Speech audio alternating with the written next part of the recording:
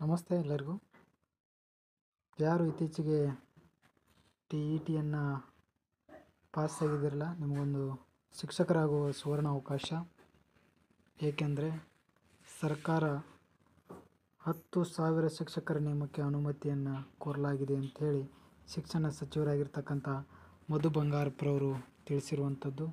ಅದು ವಿಧಾನ ಪರಿಷತ್ನಲ್ಲಿ 7,500 ಪ್ರಾಥಮಿಕ ಶಾಲಾ ಶಿಕ್ಷಕರು, 2,500 ಪ್ರೌಢಶಾಲಾ ಶಿಕ್ಷಕರನ್ನು ನೇಮಕ ಮಾಡಿಕೊಳ್ಳಲಾಗುವುದು ಅಂಥೇಳಿ ತಿಳಿಸಲಾಗಿದೆ. 2024 ಮತ್ತು 25ನೇ ಸಾಲಿನ ಪ್ರೌಢ ಶಿಕ್ಷಕರ ಖಾಲಿ ಹುದ್ದೆಗಳು ಟೋಟಲ್ ಆಗಿ 2,954. ಈಗ ಅತಿಥಿ ಶಿಕ್ಷಕರನ್ನು ನೇಮಕ ಮಾಡಿಕೊಂಡು ಅವರೇನು ಮಾಡ್ತಾ ಇದ್ದಾರೆ, ಸ್ಕೂಲನ್ನು ನಡೆಸ್ತಾರೆ. ಕಲ್ಯಾಣ ಕರ್ನಾಟಕದಲ್ಲಿ HKದಲ್ಲಿ 6,500 ಶಿಕ್ಷಕರನ್ನು ಹೊಸದಾಗಿ ನೇಮಕ ಮಾಡಿಕೊಳ್ಳಲಾಗುವುದು ಅಂಥೇಳಿ ಕೂಡ ಹೇಳಿರುವಂಥದ್ದು. ನೋಡಿ, ಟ್ವೀಟಲ್ಲಿ ಮಧು ಬಂಗಾರಪ್ಪ ಅಂತಿದೆ ತಾನೆ, ಮಧು ಬಂಗಾರಪ್ಪ ಶೀಘ್ರದಲ್ಲೇ 7,500 ಪ್ರಾಥಮಿಕ, 2,500 ಪ್ರೌಢಶಾಲೆ ಶಿಕ್ಷಕರು ಸೇರಿದಂತೆ ಒಟ್ಟು 10,000 ಶಿಕ್ಷಕರ ನೇಮಕ ಮಾಡಲಾಗುವುದು ಎಂದು ವಿಧಾನ ಪರಿಷತ್ ಕಲಾಪದಲ್ಲಿ ತಿಳಿಸಲಾಯಿತು ಅಂಥೇಳಿ ಹೇಳ್ತಾರೆ. ಯಾರ್ರೀ? ಮಧು ಬಂಗಾರಪ್ಪರವರು. ಪ್ರಾಥಮಿಕ ಶಾಲೆ ಅಷ್ಟೇ ಅಲ್ಲದೆ PU ಲೆಕ್ಚರರನ್ನು ಕೂಡ ಕರೆಯಲಾಗುತ್ತದೆ. 814 ಉಪನ್ಯಾಸಕರ ಹುದ್ದೆಗಳ ನೇಮಕಕ್ಕೆ ನಿರ್ಧಾರ ಮಾಡಲಾಗಿದೆ.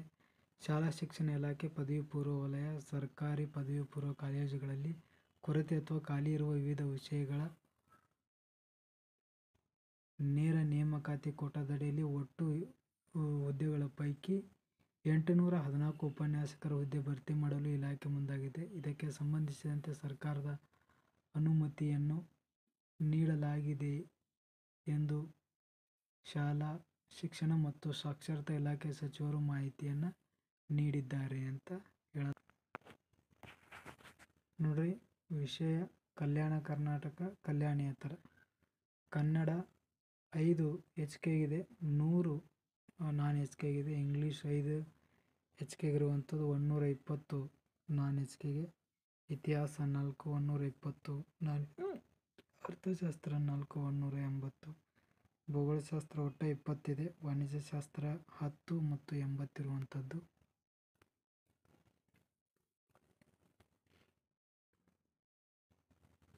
ಸಮಾಜಶಾಸ್ತ್ರ 75, ರಾಜ್ಯಶಾಸ್ತ್ರ 75, ಮನಃಶಾಸ್ತ್ರ 2, ಗಣಕ ವಿಜ್ಞಾನ ಟೋಟಲ್ 778 ಹುದ್ದೆಗಳು ಇರುವಂಥದ್ದು. ದಯವಿಟ್ಟು ಯಾರು ಪ್ರೈಮರಿ, ಹೈಸ್ಕೂಲು ಮತ್ತು ಪದವಿ ಪೂರ್ವ ಕಾಲೇಜಿನ ಶಿಕ್ಷಕರಾಗಲು ಬಯಸಿದ ತಮ್ಮೆಲ್ಲರಿಗೂ ಸರ್ಕಾರ ಈಗ ಕರಿತಾ ಇದೆ. ದಯವಿಟ್ಟು ಏನು ಮಾಡಿರಿ, ಪ್ರಿಪೇರ್ ಆಗ್ರಿ ಅಂತ ಹೇಳ್ಬೋದು.